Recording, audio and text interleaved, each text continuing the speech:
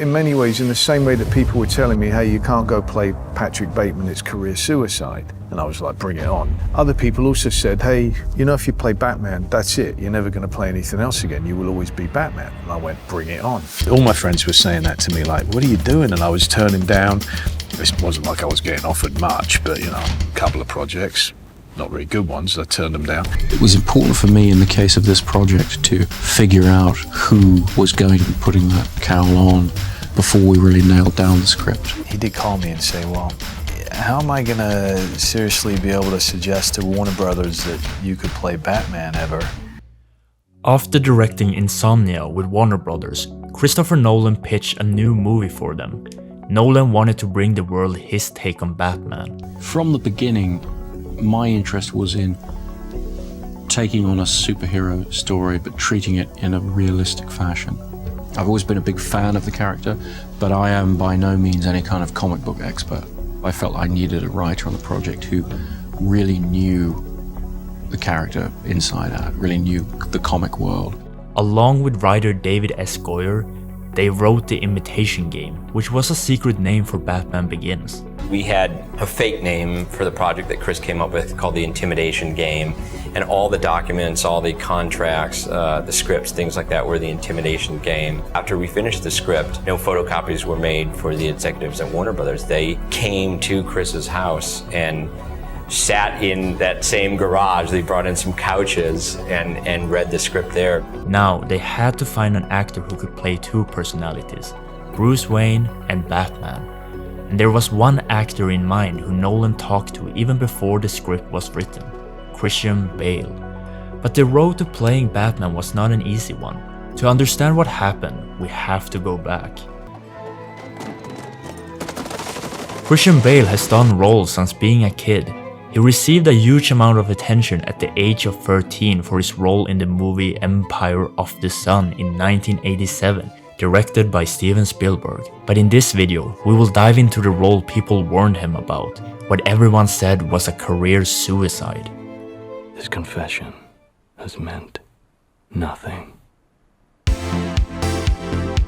Any scene we were doing every single day, I had the book by my side and I would read through it every single time because Brett had just had so many wonderful descriptions. And I think that was why Mary and I clicked, was because when I first went and auditioned for her, I just went to her apartment and it was just her with a little camera. And I didn't approach it like she said the other actors had, where they were talking about what's his childhood, what's the reason he's become this. I was like, none of that really matters. He's just like this alien. I like to dissect girls. Did you know I'm utterly insane? I want to stab you to death and then play around with your blood. And so as we were doing the scene, I started laughing and she started cracking up, and we both realized we had the same very sick sense of humor, and we were like, oh yeah, all right, this will work between us. So they dropped the script on your table. Do you get calls from people saying, forget it, do not do this, it is not good for you, forget it? I had an awful lot of calls saying it was going to be career suicide. I think because a lot of people would talk about Anthony Perkins in Psycho and say, you know, once you play a villain like that, you never get to play anything else because you're stuck in everybody's imagination as that person. And I would call Mary up and she would say, Christian, they've given it to other people. And I was like, yeah, no, it doesn't matter, we're still going to make it. And she was like, ooh, he's lost the plot. She really put herself on the line, you know, and I so appreciate that because she had so many known actors who were stepping up and wanted to do it. And she just said, no, I want Christian, even though all the financiers were saying, we're going to give you no money. And all my friends were saying that to me, like, what are you doing? And I was turning down. It wasn't like I was getting offered much, but, you know, a couple of projects. Not very good ones, I turned them down. And kept on going, and lo and behold, look at that, it did eventually come back, so that felt like a great victory. Now, Christian had a great physique and a look that perhaps could match Bruce Wayne and Batman, but there was a problem. Christian did not look well when Christopher Nolan talked to him.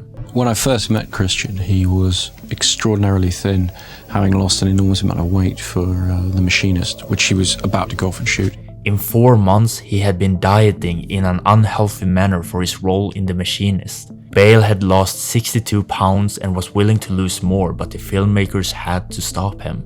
He did call me and say, well, you know, how do you look right now? You know, like, how how am I gonna seriously be able to suggest to Warner Brothers that you could play Batman ever if, you know, you're that skinny? So Bale had to gain some weight and screen tests were made. We knew we would have to test the actor, however convinced I might be, might not be, because testing's something I'd never done before. But we were going to need to show everybody at the studio how this actor was going to be able to play Bruce Wayne and play Batman. You didn't want to kind of go, well, okay, he's an action guy, but I'd never buy him as a billionaire. You know, it was funny, Amy Adams did me a favor and did the screen test opposite them.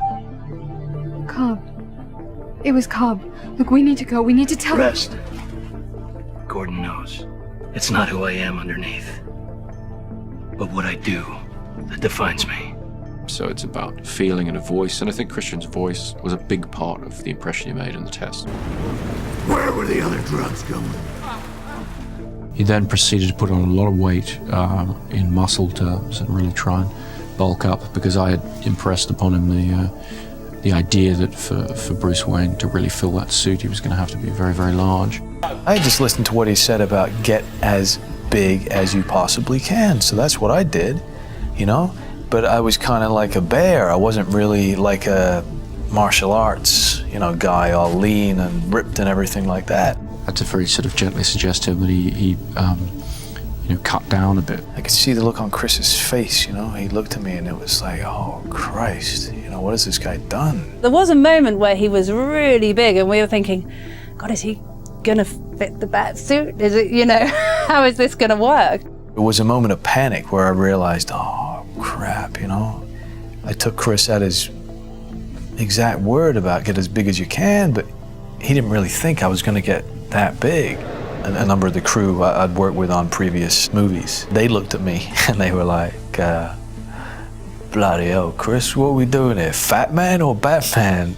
So I had to then try and lose a lot of weight. Something inspiring about Christian Bale's journey is that he defied the warnings about certain roles. Other people also said, hey, you know, if you play Batman, that's it. You're never going to play anything else again. You will always be Batman. And I went, bring it on. Let's see if that happens. Because I just always felt like, look, if I don't have the skill to be able to rise above that, then I don't deserve to either. For me, it was, I could pay off my house.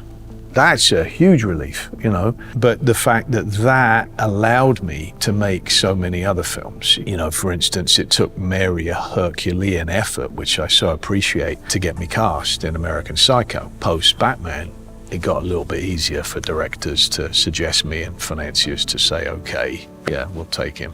What could have been a career suicide is still today one of the most iconic roles he has done. And he still managed to become Batman and star in one of the greatest, if not the greatest superhero movie of all time. And being Batman didn't stop him either from showing his broad talent. He earned his Oscar in The Fighter, he lost weight again, gained some weight again, and gained some more weight again. Eat anything. I did that when I was pregnant. Did you just eat whatever you wanted, when you wanted? Gotham needs you.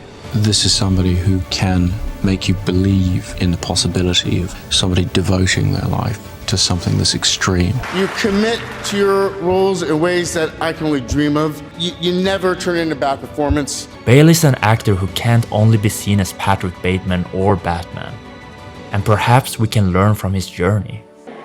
But mostly, if you're going to play a superhero, be able to take a piss by yourself, because otherwise it doesn't feel very superheroic, you know? So I just said have a zipper or something so he can take care of business himself, whereas I had to have somebody take care of business for me.